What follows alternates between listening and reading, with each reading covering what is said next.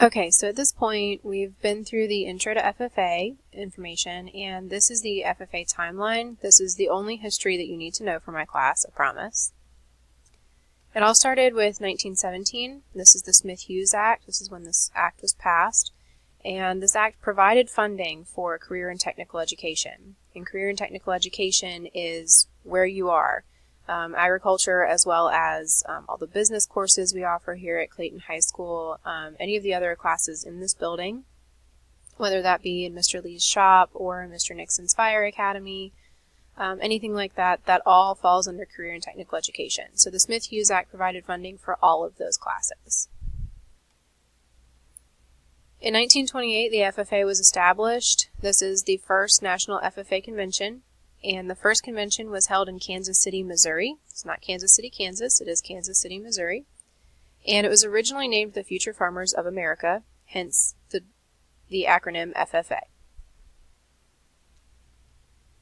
In 1929, the official colors were adopted, and the national colors are national blue and corn gold.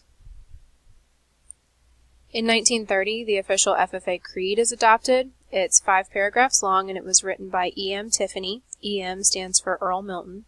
So Earl Milton Tiffany wrote it. It was adopted in 1930. In 1935, another organization was founded. It was called the NFA. It stands for New Farmers of America.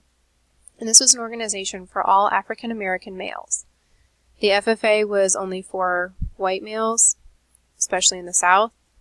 And in the South, the NFA was created to give African American males the same opportunities as students in FFA. Their colors were black and gold as opposed to the blue and gold of FFA, and they were really found mostly in southern states. Up north you didn't see the NFA as much. Alright, so we skip ahead a few years to 1950, and 1950 is when Public Law 740 is passed.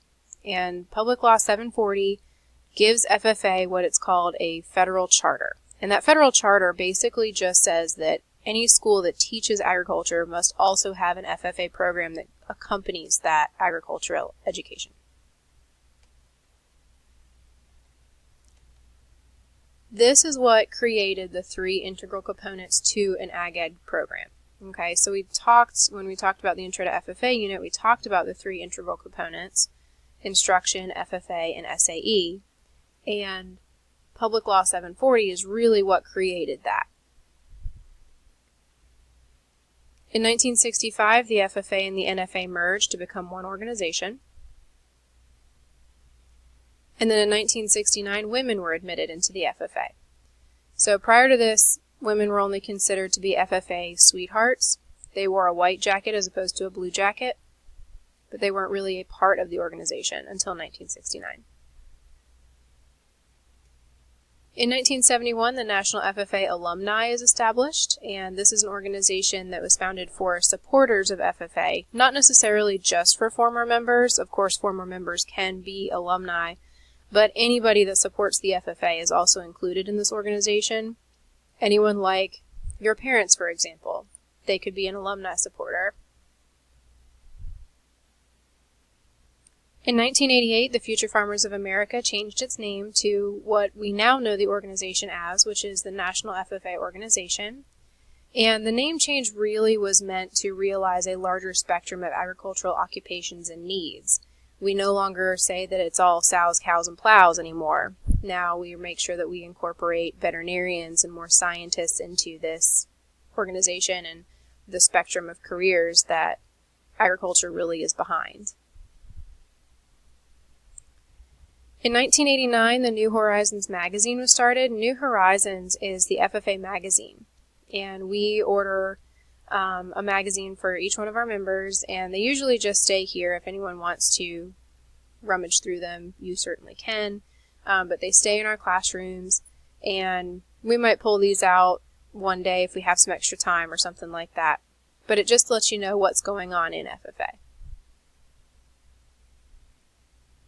In 1996, the National FFA website was established at www.ffa.org, and you can go there and kind of look and see what's going on in FFA. And then in 2016, the National FFA Convention moves to Indianapolis, Indiana from Louisville, Kentucky. So National Convention flip-flops in between Indianapolis and Louisville. And for the past several years, it had been held in Louisville. In 2016 was the first time that it was back in Indy. And we actually have quite a long contract with Indianapolis at this point. I want to say it's like 10 years or something like that. But it's a pretty long contract. We're definitely going to be in Indianapolis for a while. It's a great city. National Convention's a lot of fun. All right, and that is it as far as the FFA timeline. Please let me know if you have any questions.